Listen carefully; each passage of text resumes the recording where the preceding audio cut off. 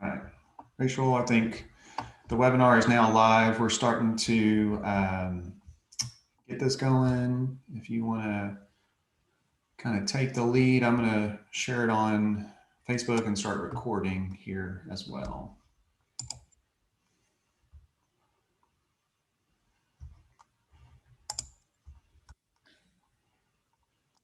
So today we're just joining you guys for a free webinar.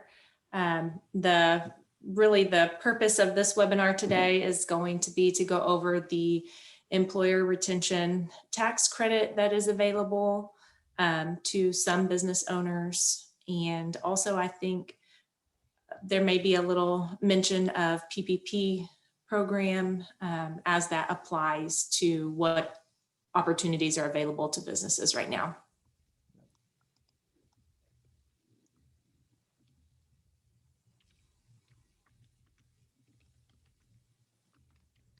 Rachel, we'll give it just a few more minutes before we kick off.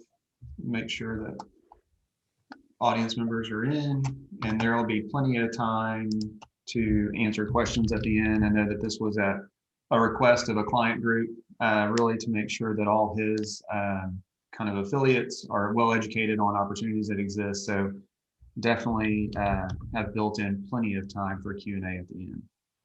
And thank you guys, participants that are already logged in and ready, and just wanted to make mention that these are opportunities available to business owners.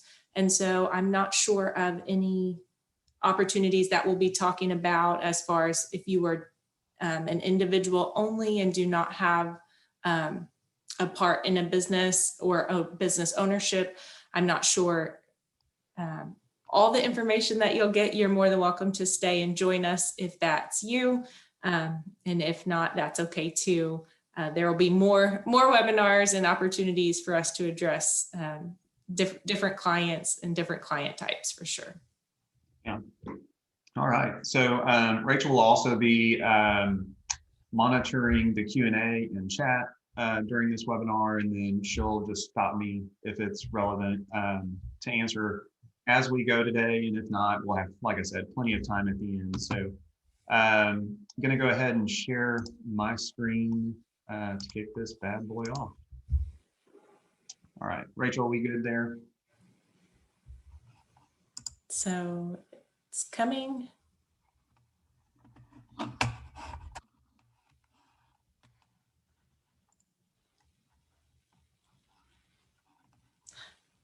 I don't see a PowerPoint yet. I do see that you've started sharing your screen, but it's still black. Oh, there it is.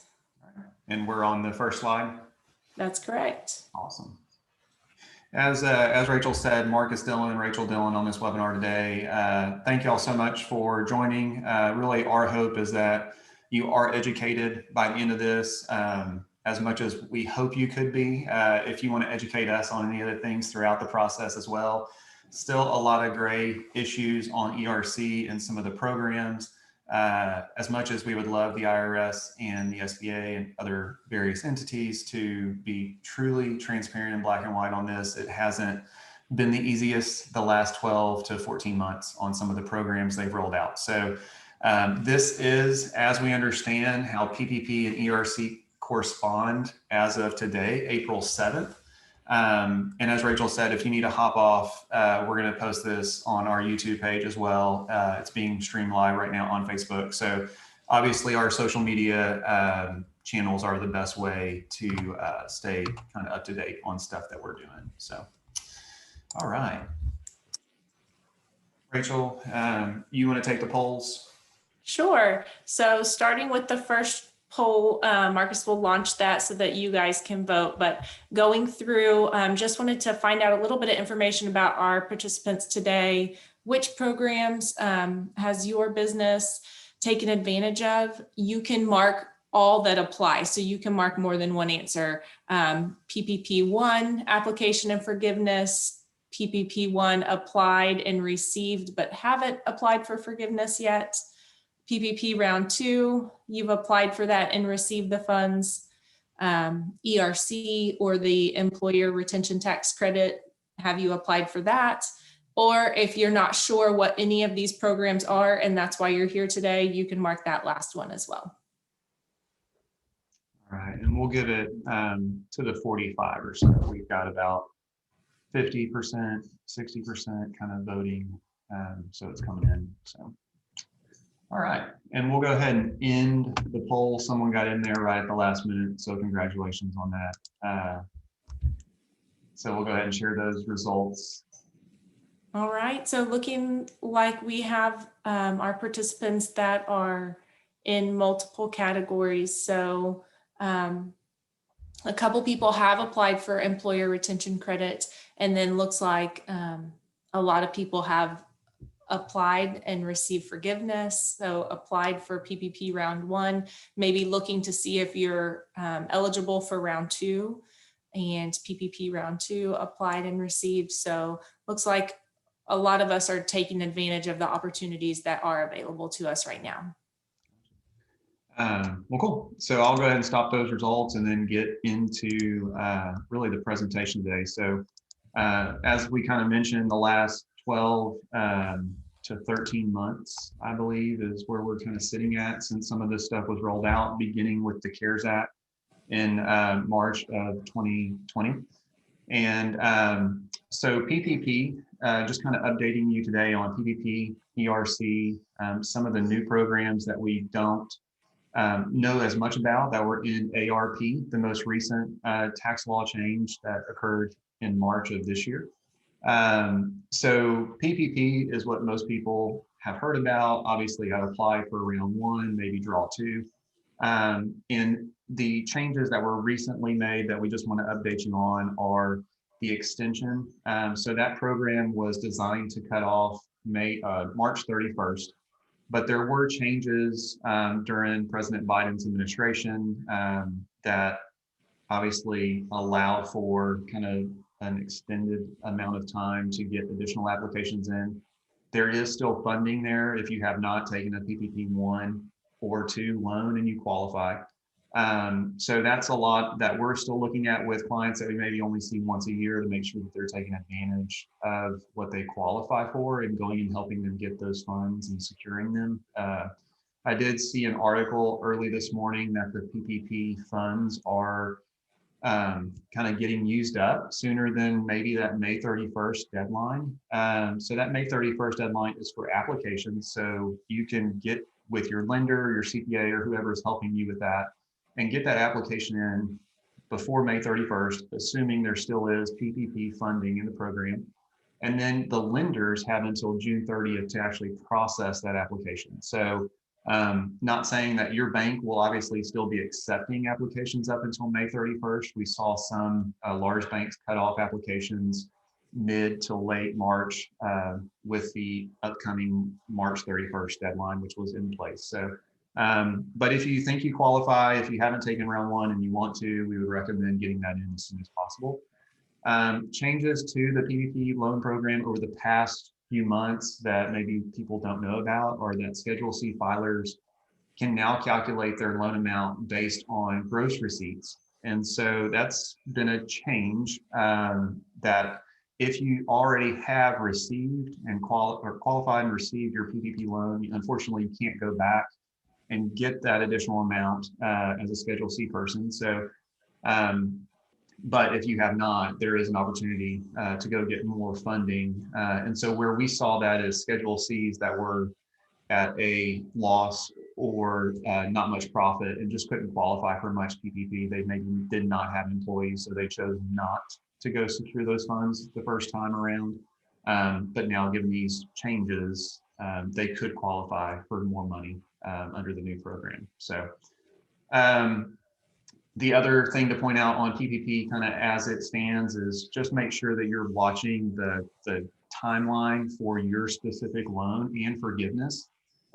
So there's different dates that you want to pay attention to. Obviously, if you have a PPP 1 or 2 loan, making sure that you're in communication with your bank or funding source just to make sure that you're fully educated. So obviously PPP is So the way that we've evaluated PPP versus ERC, PPP still provides the most benefit over ERC, and we'll kind of talk about that a little bit today on how you're applying your wages on between PPP and ERC.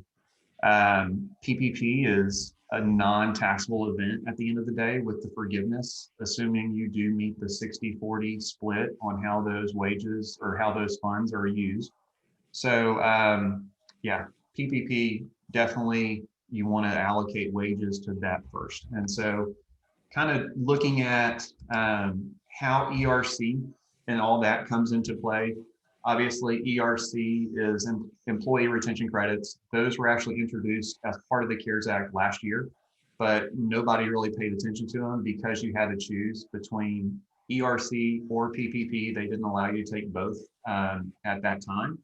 But then in December, at the end of December with the CAA, you actually were then allowed to do both PPP and ERC as long as you didn't double dip on the wages. So, and there's been a ton of questions about that. So here we've listed out just the most recent changes in ERC. So they've extended it now through December 31st. So all of 2020 and then 2021, 2020 kind of has the first quarter of 2020 doesn't fully apply, but definitely with the CARES Act is kind of when it kicks off.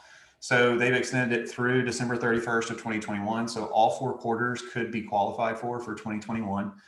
There is talk to make that extended to 2022 as well. So just pay attention, obviously, to the updates coming out of Washington. Credit limit of $10,000 per employee, per qualified employee. That's now been changed for 2021 to per quarter instead of per year. And then the other change from 2021 from 2020 is it goes from a 50% credit on that $10,000 base to now a 70% credit on that $10,000 base per quarter. So we went from a $5,000 credit for all of 2020 per employee to it's accumulated $28,000 max credit if you qualify for all 4 quarters for 2021. So the whole program, 2020 and 2021, is $33,000 per employee potentially. So another few changes that have kind of been spoken into, the gross receipts test when comparing respective quarter in the current year. So that really applies to 2021. We're looking at a scenario where if you had a decrease in revenue that was not eligible over the 20% for Q1 of 2021 compared to Q1 of 2019, you can actually go back to Q4 of 2020 and compare that to Q4 of 2019 to see if you do meet the 20% reduction in Q4. And then that would allow you to actually start ERC benefit in Q1 of 2021. So, and then the IRS came in and clarified with a recent notice that if you opt into that option for that first quarter, you do not have to keep that same mentality moving forward. So you could still qualify for Q2 based on the normal quarter over quarter comparison. Trying to think, the only other thing that we'll get into that maybe needs mentioning before we really get into the mechanics of how ERC works is that all of this could change at any given point. So 2020, we're hopeful that not too much changes. The changes that we have seen are usually more beneficial to taxpayers. We don't see them coming out and clarifying in negative a lot of times. So it is really just, hey, this now qualifies. The trick with 2020 and why this tax filing season has been so difficult is if you qualify for 2020 credit, it should really be reported on the 2020 business tax return, and that tax impact for ERC should be on your either personal or corporate tax return. So that's kept our tax team and the people who focus on assisting tax clients here at our office on their toes. And so just a small change that's been thrown at us, obviously, in the last 13 months to kind of make sure that we're serving our clients best. So Rachel, any other questions that are coming in before we get into mechanics on 2020?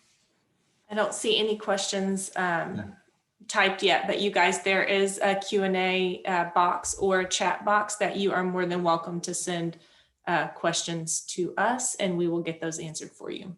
Yep. And so really what we'll try to do here today is just look at the mechanics of ERC. We'll start with 2020, trying to kind of duplicate what's in our brain, so to speak, on our side with the ERC team. We know that the curse of knowledge is a very real thing. So we're going to try to really make this to where it's clear for you as you work through these different scenarios. So really the main thing when we look at ERC and options for clients, the first thing that we really kind of run is that decrease quarter over quarter compared to 2019 to see what quarters they qualify for. So it's relatively simple. You do have to define what gross receipts is. So typically that's sales, but it also could be grants that you did receive during 2020. There's still some gray area on whether PPP funds are considered gross receipts. And there's different people in our industry that go one way versus another. So if you have received funds, whether it's a grant or PPP, just make sure that you are potentially taking that into account when you are reviewing your 50% decrease quarter over quarter. Once you qualify for any one quarter in 2020, you automatically get that the next quarter. So if you qualify for a Q2 of 2020, you've compared it back to Q2 of 2019, you're automatically eligible for Q3 as far as ERC as well. And then that's assuming that you don't recover at least 80% of your receipts. So your ERC eligibility continues quarter over quarter until you're back above 80%. So you have to qualify with the 50% decrease, and then you keep qualifying as long as you don't go above 80%. So, so that's kind of the first step that we look at. Obviously, there's other ways to qualify for ERC, and that's with a government order mandate that has impacted your business. That is a little more gray. Every scenario there has to be looked at individually. And so if you do have a government order or mandate that has caused you to shut down or impacted a large portion of your business, the way that the IRS defines impacted a portion of your business is that you had more than 10% of your revenue coming in through that impacted portion. So not a 10% decrease, but a 10% impact or business unit. So with restaurants or any retail, if you had in-store sales of 10% or more, that would be considered a significant revenue source that was then impacted by you can no longer open your store. And so with those mandates, it's a little bit more intensive where you actually can only apply your ERC wages for the time of that mandate. So I know that here in Texas, under orders or under recent guidance, they've kind of opened the state back up 100%. So for the most part, there are no longer any mandates.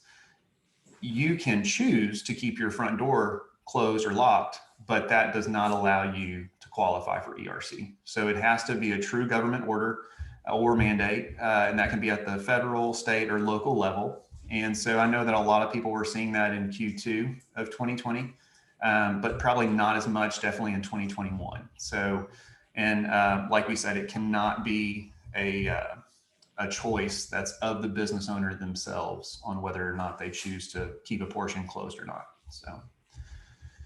So those are the main kind of qualifying things. Really the 50%, that's a little more black and white. You can go with it. That's what we have focused on here so far, because the other ones, you really have to make sure that you have a full audit trail. You have a copy of the government mandate, you have how it impacted your business, what that business unit has historically done, and then go from there. So once you've determined eligibility by quarter, you actually pull out the payroll data for those periods. So if you qualify for all of Q2 and all of Q3, you would pull your payroll detail for all of those pay dates, and you would actually separate it by quarter. And we'll talk about that in a little bit on why that's important. during the period before you received your PPP loan, assuming you received a PPP loan, those wages that were after Q1 started, but before PPP was received, are eligible only for ERC. So you kind of have to make this choice. These wages that I paid, are they more beneficial for me as PPP wages, or are they more beneficial for me as ERC wages? Kind of as we've already mentioned, PPP, the benefit there, you want to achieve full forgiveness of that loan. The tax benefits too much. It's still a better benefit than ERC, as we've said. So you want to make sure that you are allocating enough to PPP to receive full forgiveness. The way that we've kind of approached that is during that period before PPP loan was deposited and before your covered period starts, that amount goes to ERC. After your covered period starts, whether you're going 8-week covered period or 24-week covered period for PPP, that's when then you can choose which one makes the most benefit for you. And the really neat thing, or where we've brought a lot of value to the table for our clients, is you can actually specially allocate how you allocate PPP versus ERC. So if you have employees who over that Q2, Q3 period were paid more than $10,000, then they are the prime candidates to be allocated PPP funds above that $10,000. If you have employees that are under $10,000, you really want to reserve those employees and those wages for only ERC funds. And so you kind of have to balance out, and that's what we've done in the last few weeks and months for these ERC studies, is just optimizing the wages that are present and if they are most beneficial at the PPP forgiveness level or the ERC level. So there are a few things to keep in mind. So owners, shareholders that are paid through the business, even if you select a 24-week covered period for your PPP loan, you can only claim forgiveness up to $20,833 for those owners, even on a 24-week period. All other non-owner employees can go up to that $46,000 number. And so that's where you can really get creative. Accountants typically don't say creative, but you can actually allocate and document how you've allocated those wages that you have. So I think we've pretty much covered this slide. Rachel, any questions based on that and kind of how to allocate ERC versus PPP?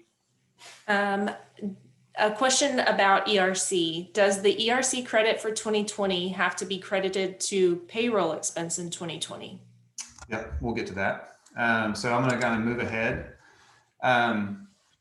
So once we've determined you're eligible, you are now have this amount that you qualified for ERC versus we know that you've gotten PPP forgiveness. And a lot of people, if you answered that you've already submitted your forgiveness application, maybe on that first round, you just said I had 100% wages go to the forgiveness. I didn't allocate anything to rent or other approved expenses. That was maybe the wrong approach to take, because then you may be impacted on your amount of wages that are available for ERC.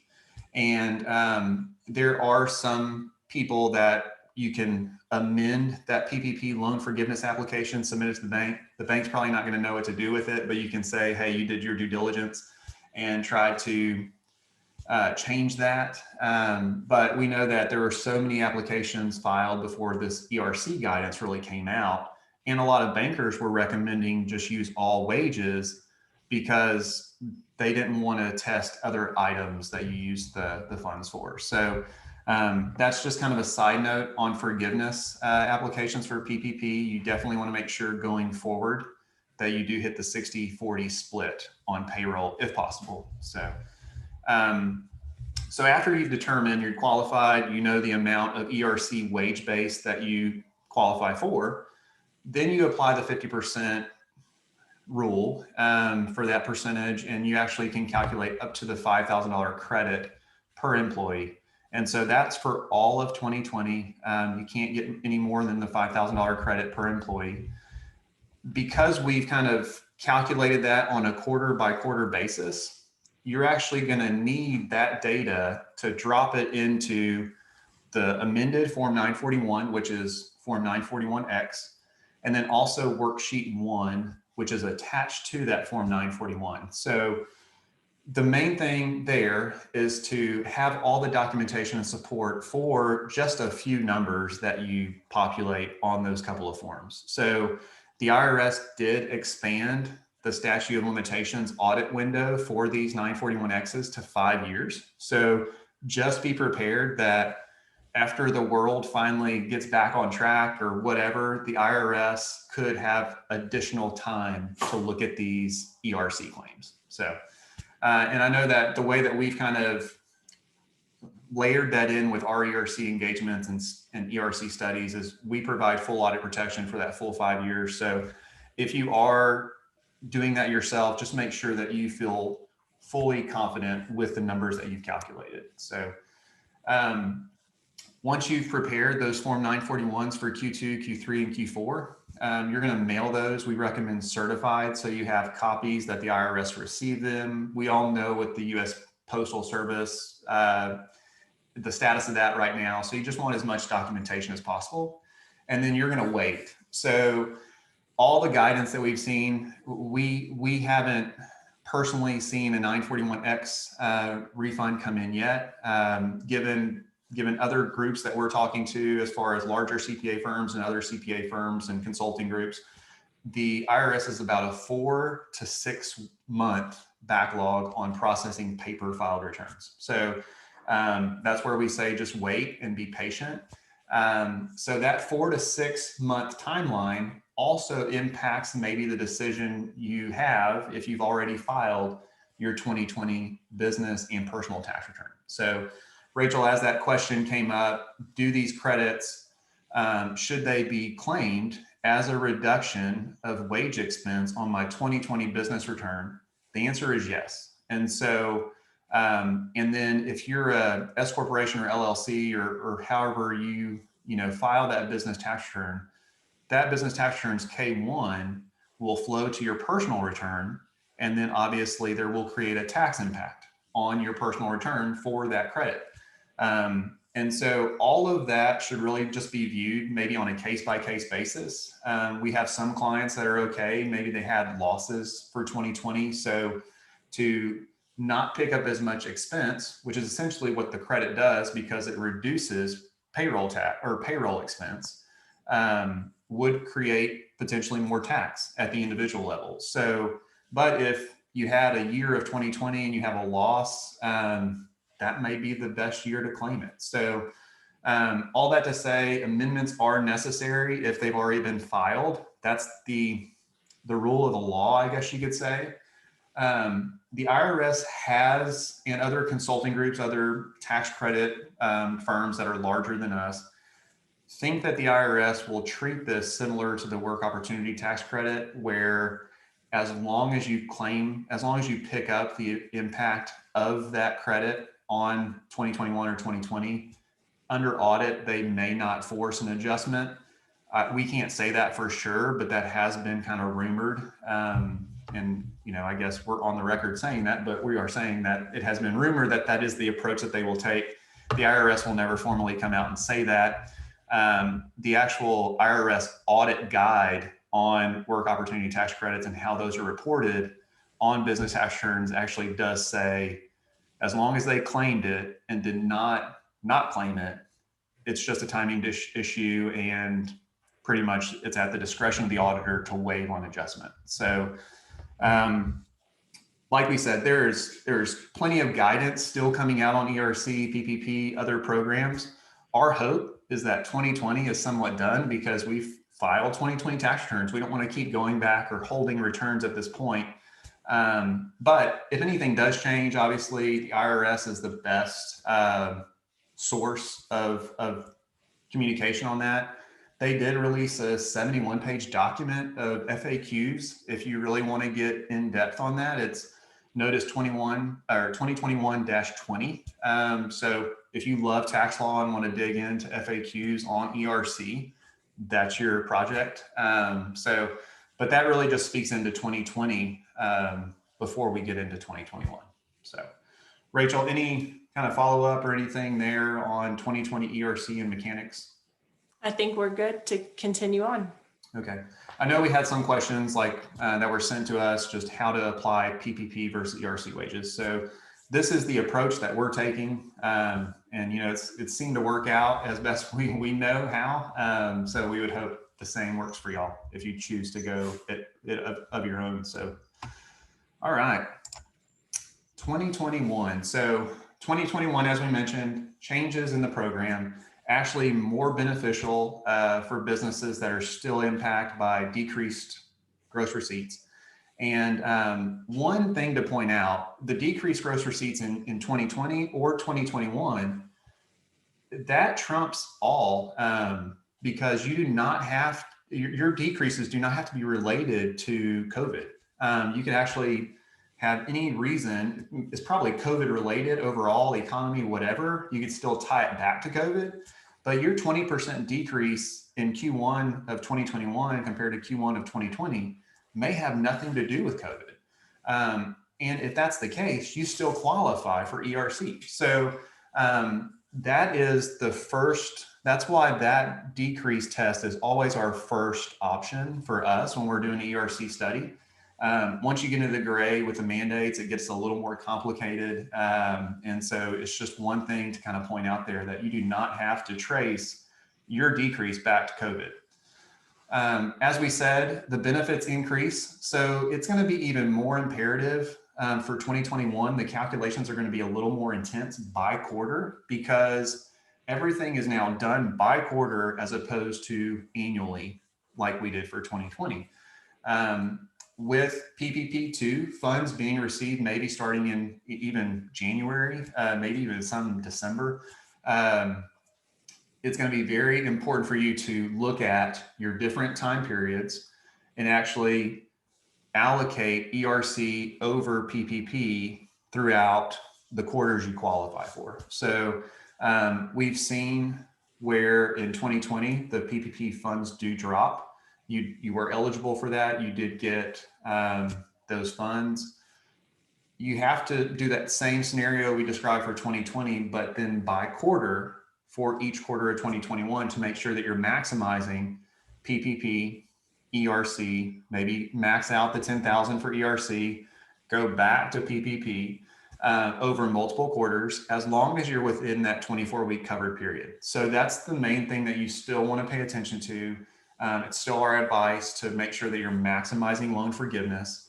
And it's even more imperative that you do the 60-40 on any PPP loan forgiveness going forward. So they have expanded what definition of other costs there are. So it's software, other payroll reporting costs.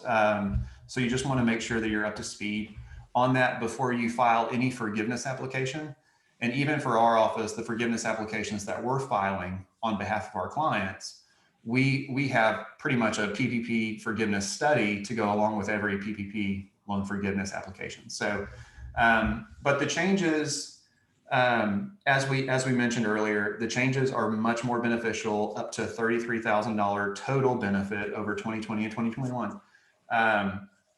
The main thing that has come out in the recent notice, which we'll get to here in a bit, is that prior quarter discussion. So when we ran internally for all of our clients to see which clients we had data on and if they qualified, given 50% decrease for 2020, obviously Q1 just ended last week. So we're still doing that for some of those. If you qualify for 2020 Q4, you automatically qualify for Q1 of 2021. So that's where you really need to kind of be a little bit more proactive on 2021 to make sure that you are staying up to speed on where your revenue is. Other planning techniques that we've seen and that we've implemented with clients is just watching your cash flow. So if you are close to that 20% item, you know, what cash flow looks like as far as timing of deposits and things of that nature and collections. So some of that can be controlled, some of it cannot be.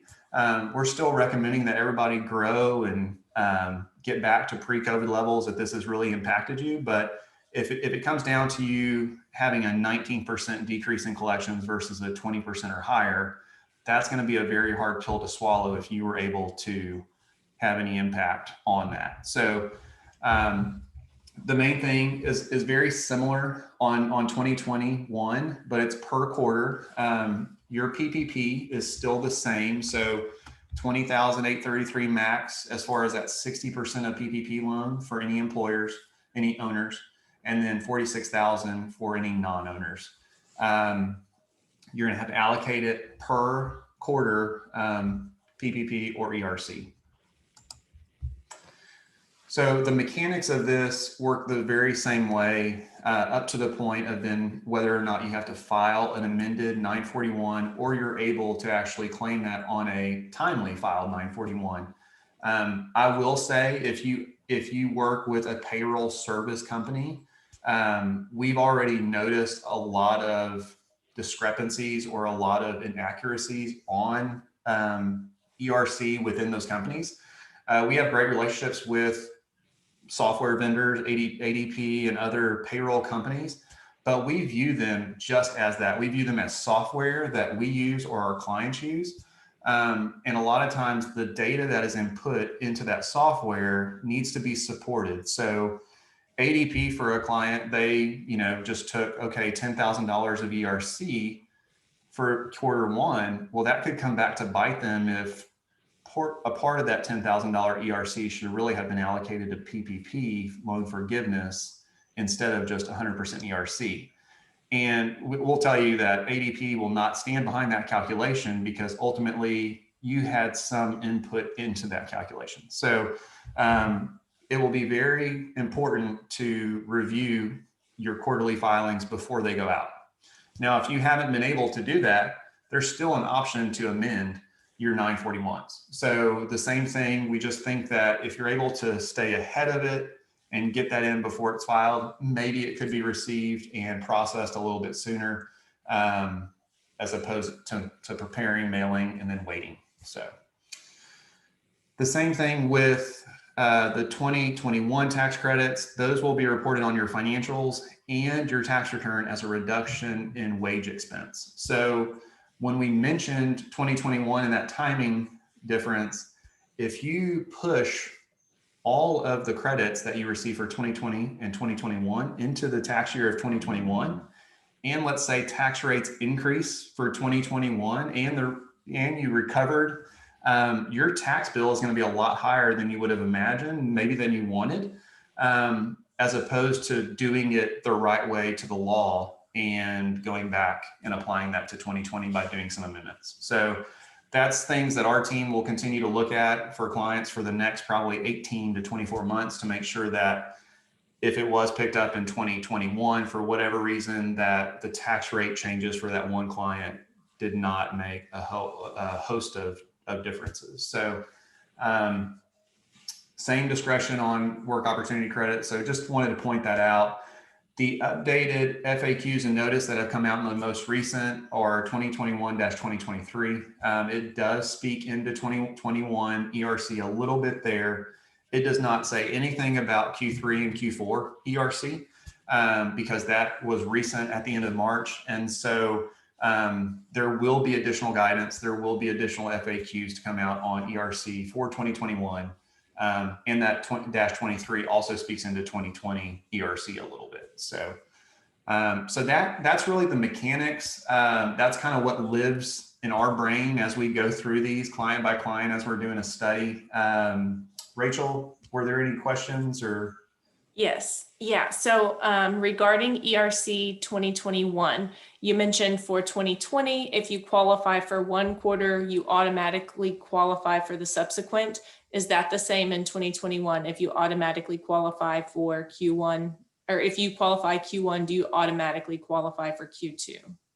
Correct. So it's not any quarter. So 2021, you can only look back to Q4 of 2020. So it's any one preceding quarter. And so since 2021 officially starts with Q1, you can only go back to Q4. So if your receipts were up in Q4, that doesn't come over into Q1 of 2021.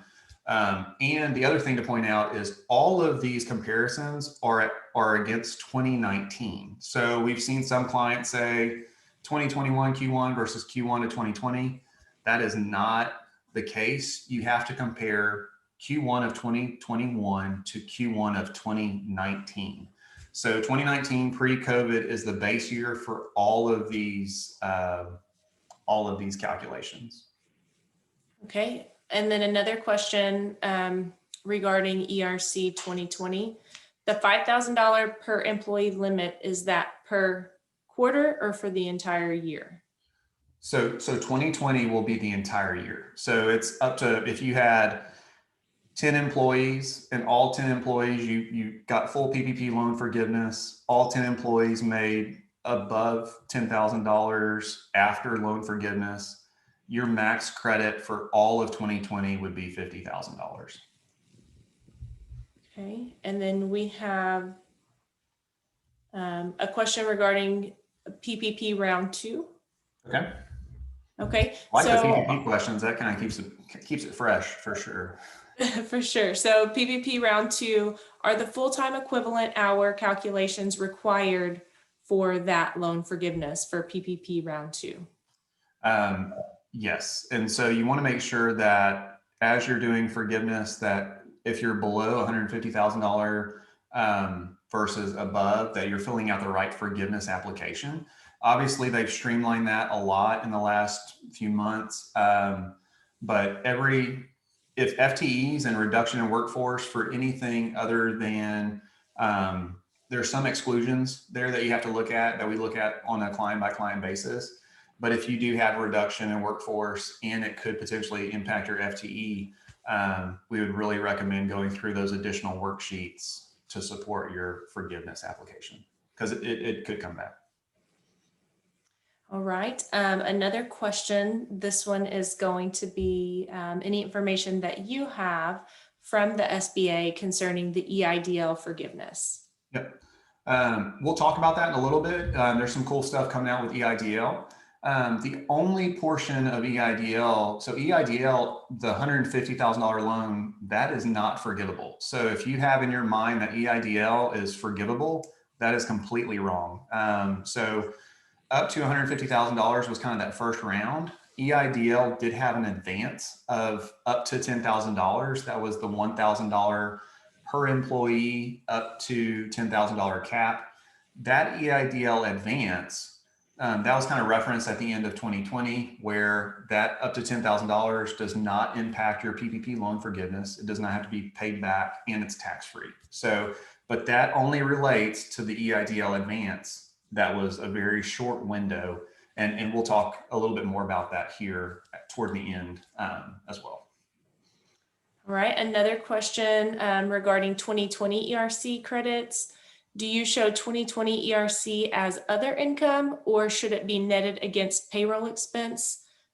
Just asking because the W-2 total would not match with the payroll expense. Correct. So it is shown as a reduction of payroll tax or payroll expense on the tax return or wherever financial that you're showing.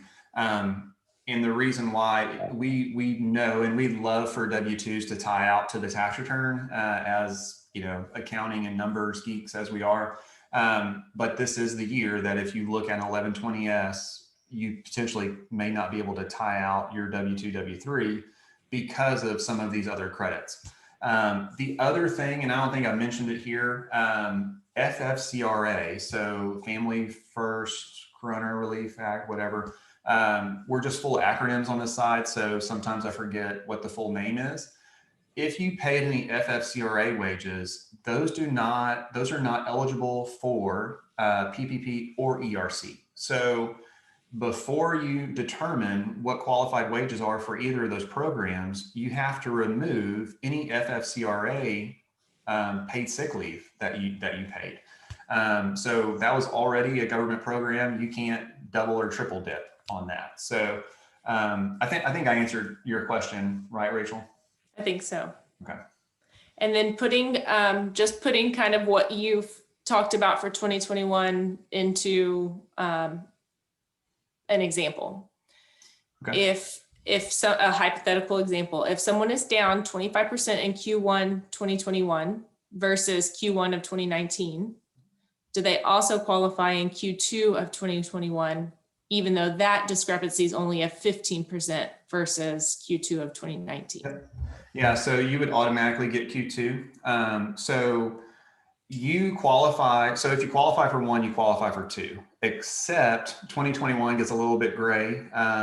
If you qualified based on Q4 of 2020 versus Q4 of 2019, you only get Q1 of 2021 if your revenue shot back up and you're back to above 80%. So, so in that example, Q1 qualifies, Q2 qualifies, Q3 could or could not qualify because they may have recovered. They did recover up to 80% in Q2. And if Q3 is at 19% again, they don't qualify for Q3. But if Q3 is down 25% again, they've gotten Q1, they've gotten Q2, and they've gotten Q3 and Q4. So that's where cash flow timing could be very important for all of 2021, because you already know, you can go and calculate what 80% of your 2019 revenue was. You may have to kind of put in there what some of these question marks are with grants or PPP funds when those were deposited, and that could be a great quarter. But yeah, I think that's the really cool thing to pay attention to is Q1, Q2, Q3, revenue drops again down greater than 20%, you're automatically qualified all year long up to a $28,000 per employee credit. Okay. All right. So, and we'll have plenty of time for additional questions as they come up. Rachel, I didn't skip a slide. Okay. So a few other things that we're just going to briefly touch on here today, not speak into a lot because honestly, you know, things are constantly changing. These are completely new programs for the most part, but ARP, American Rescue Plan Act, that was a Biden plan that was passed in March. So within that, you have a couple of different things. One is the grants for restaurants and other food businesses, the Restaurant Revitalization Grants, RRG. Those could be a very big benefit for restaurants. The way that we've heard that those are calculated and they will be treated the same as PPP, whereas they don't create a tax impact. So that's just something to kind of pay attention to. I know that those will be applied at the SBA level. If you want to learn more about that, you can go to the SBA directly and see what options are there if that applies to you or any friends or any businesses that you may have kind of impact on. So the other thing, one of the other business impacts of ARP was just the extension of FFCRA. So if you have an employee that goes out sick with COVID or is caretaker of somebody that's sick or anything like that, that is now extended through Q3 of 2021. Increases a little bit for the 12,000. So it is kind of in order of most beneficial: FFCRA wages, PPP, and then ERC. So if someone qualifies for FFCRA, that's where you want first: PPP, ERC, and whatever acronym they throw out next. So Shuttered Venue Operators Grant. So this is it's a small-ish program at 1.25 billion, but it is there. So this SVOG is for all the venues that have essentially been impacted and shut down since March of 2020. Once again, there is big dollars there if that impacts your business, if you operate one of those or have that as an investment. Would definitely recommend that you go to the SBA website and learn more about that. We feel that SVOG and restaurant revitalization grants will be a run on the bank. So we think that those programs will run out of funding fairly quick. If you remember PPP way back when in 2020 and how tight everybody was anxious about getting their applications in, we feel that these two programs haven't been fully funded enough for all the people that could partake in them. So Talking about changes to the EIDL, EIDL in this latest tax law change, they did do a few different things. They increased the deferment period on payments. So if you did have an EIDL loan, let's say that $150,000 at 3.75%, you were originally given deferment on any payments for 12 months. On those 2020 loans, that's now been extended to 24 months. And then if you took one in 2021, an EIDL loan, that's now been extended 18 months. So what the other thing they did on EIDL loan program, and you have to apply for that at the SBA level, is they increased it from a potential of $150,000 max to a potential $500,000 max per loan. So, but as we kind of stated previously, EIDL, you do have to pay that back. It's over 30 years is the payment schedule at 3.75%. And that's a dog hacking in the background, not me. But 3.75% on 30 years. And so the main thing to kind of pay attention to with EIDL is some of the restrictions in that loan once you take it. You really should not be taking out other loans or taking any shareholder distributions. So that's one thing that is in the loan agreement that you signed. Hopefully you read that million-page loan agreement that you signed, because whenever they go in and essentially review these, I think the SBA has up to 7 years. If you took a distribution or continue taking distributions and chose not to pay back the EIDL loan, that could be a problem for you. So we see a lot of people that took that EIDL loan, maybe business has recovered a little bit, they stuck it in a bank account and maybe have chosen to pay that back before the 24 18-month period. So be very careful with the EIDL loans. And then this latest thing, I think this was introduced sometime in December, is the EIDL targeted advance. So much like that $10,000 maximum advance that we saw in 2020, they've reintroduced that for certain businesses based on your business location. So it's based on your demographic data.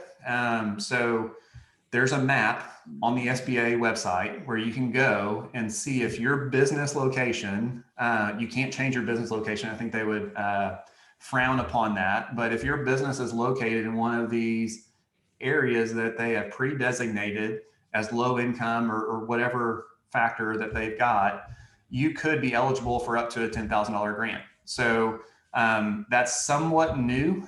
They've kind of just pushed that program out, even though it was released in December and kind of expanded with ARP. So we've seen some clients send us the email they've gotten from the SBA. So the SBA is proactively reaching out to taxpayers or businesses that could qualify for this. If you think that you may qualify given where your business location is, you can go to that SBA website and look at that map and see if you're on the right side of the street. You know, I've seen it kind of come down to people one side of the street or other. So, all right, Rachel, you want to kind of do the poll on this one? Yeah, so next polling question. After all of that information, do you feel like you now qualify for a program that maybe you previously didn't feel like you qualified for, or something even to the extent that you will go and apply for one of these programs now that you just have more information on that?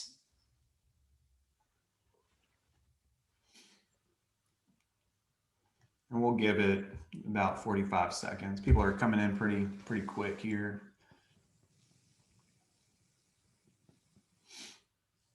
And then we'll have, I think we're wrapping up here pretty quick. So if you do have any questions, we still have time to get to those before you really have to go eat your lunch or whatever you've put off because you've spent time with us here today. Maybe you're eating lunch during this. So, all right, we'll go ahead and end polling and share those results.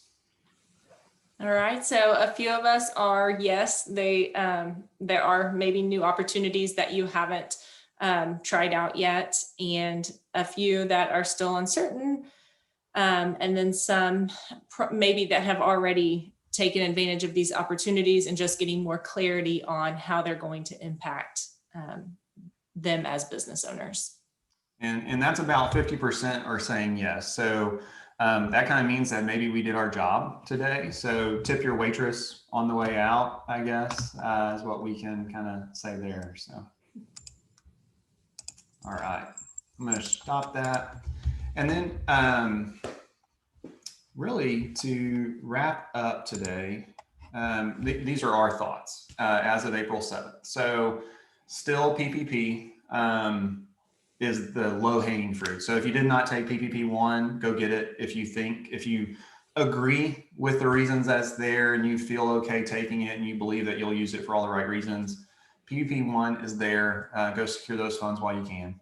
If you qualify for PPP 2, given the decrease of 2020 over 2019, go secure it if you can. Obviously, certain industries get a higher multiple for PPP 2. So both those programs could run out of money in the near future. So we would recommend doing that. We've helped a lot of clients that did not know that they were eligible do that in the last few weeks, few months, as we're seeing annual only clients. ERC, obviously, we've kind of talked about today. That is a huge benefit. If you do not feel comfortable doing that yourself, make sure that you surround yourself with the right people, the right team to help you calculate the maximum credit on that. And then just pay attention to other programs that are coming out, like the SVOG or Restaurant Revitalization Grant. Those are programs that may not be fully funded, may not be a long time, be around a long time. The EIDL advance, maybe, y'all can go check your address there on the SBA website to see if you qualify for that. And so as we kind of mentioned, PPP and EIDL advance are both zero impact, zero tax impact. PPP, assuming you make full forgiveness, that is never been done before 2020. So we would definitely recommend taking advantage if you think you qualify. Whenever you look at all of those different programs and obviously whether or not you qualify or determine you're eligible, you're going to gather the data that's necessary. So payroll, whether it's you're doing that internally or use a payroll company, go gather the appropriate data to support the calculations that you're doing. PPP, make sure that you're contacting your lender or going after a funding source. They're both good and bad lenders to work with during this process. Just this morning, I kind of threw up my hands with maybe the second largest bank in the US, just so frustrated, and went to another lender for a client to get a PPP loan. So, but yeah, it's just choose the easiest people to work with on things like that, and then just pay attention. So what we've seen as far as strategy around some of these funding programs, because we realize these funding programs are not going to be there long term. So these definitely have a shelf life. Maybe ERC gets extended into 2022. Our most entrepreneurial clients are seeing this as really a huge opportunity to go and build the right team to recover from COVID the right way, and essentially let the government subsidize you growing that team. That's assuming that you qualify compared to 2021 to 2019. Maybe you had to lay people off, and this is there for you to get back to business faster. It also promotes new business, getting to business opportunities within that existing business sooner. So if it's a new opportunity or a new division of an existing business and you need to hire some folks to bring some talent in, huge opportunity that we're seeing there. So the other thing that we're just mentioning, anytime there's this amount of cash in the economy, this amount of printing that's been done in the last few months, is that we are paying very close attention to inflation. So if you have not reviewed the pricing of your services or your products, we would really recommend that you do that, because maybe you're under market for your pricing and you really need to evaluate that. You do not want to be the last guy to raise his prices because you may not be able to recover. So doing a market rate analysis on your pricing is very important. And then the other thing is just your team as well. So we've seen team come and go and talent for clients over the last 12 to 13 months. Making sure that you take care of people is very huge during this point. And that includes yourself. So obviously self-care, no one knows all these answers as programs are being rolled out, and we've seen different anxiety levels throughout the last 12 to 13 months. So make sure that you're taking walks and taking care of yourself and staying healthy, or there's really not going to be a reason to have a business long-term. So, but that's kind of our thoughts and recommendations as of April 7th today. And then I'll let Rachel kind of speak into how we're doing that. Sure. And before we get to that, a question came through just regarding eligibility. So probably a good summary for you. If a business opened in August of 2020, would they qualify for PPP round 1 or 2? Potentially. So if it is a acquired business and you have records of that previous owner, that's going to be very important to prove that you had a decrease, that overall business had a decrease in 2020 or 2021 compared to that baseline year of 2019. Parachute opening companies with no previous history prior to February of 2020. I've heard where there's some different programs coming out to kind of revitalize that. Under the existing PPP 1, 2, I'm not sure that is the case.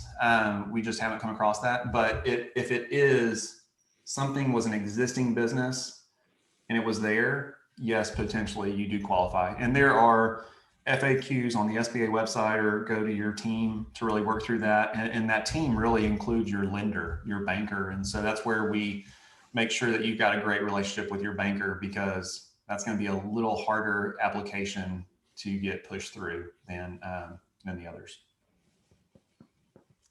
All right. I think the question and answer is still open. Chat is still open if you guys have anything that you want to add or ask while we're waiting to see if there's any more questions.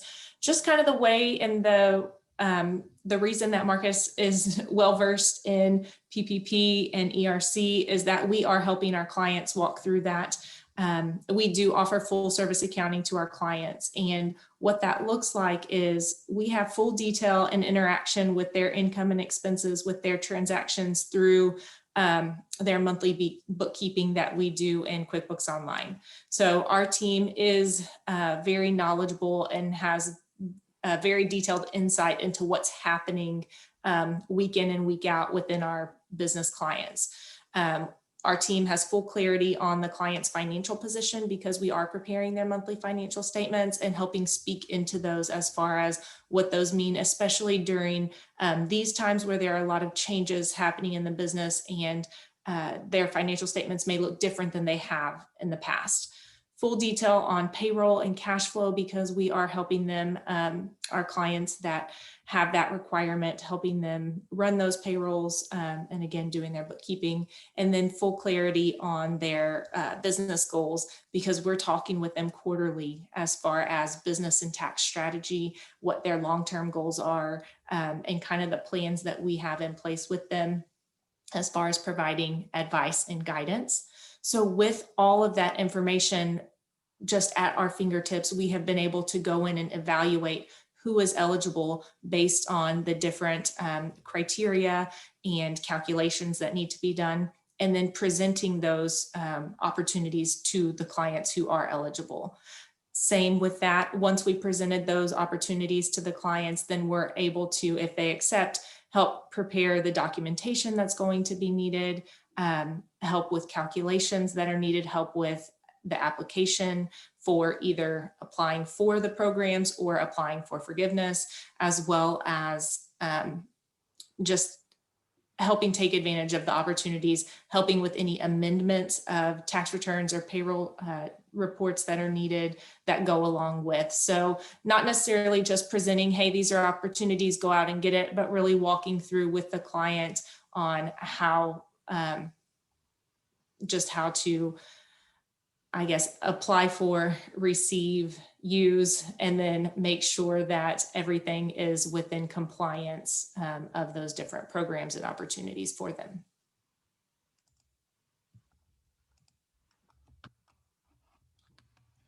I got ahead of myself. Let me shoot that slide back. So that'll be our last poll question. Rachel, if you want to take it, obviously no one gets CPE or anything fun for today. They just did this out of goodness of their heart. So, but we do thank everyone for joining us for sure. And so last polling question, what will you do with any new information you learned today? Again, this poll, you can mark as many as apply. So will you apply for PPP round 1 or PPP round 2, or potentially apply for the ERC credits? Are you going to engage someone to help you apply for these programs, or there's nothing needed after this webinar today? And for those that are saying nothing needed, if you want to submit your resume to info@Dillon CPAs because you've got it all figured out, we would love to have you on the team. So,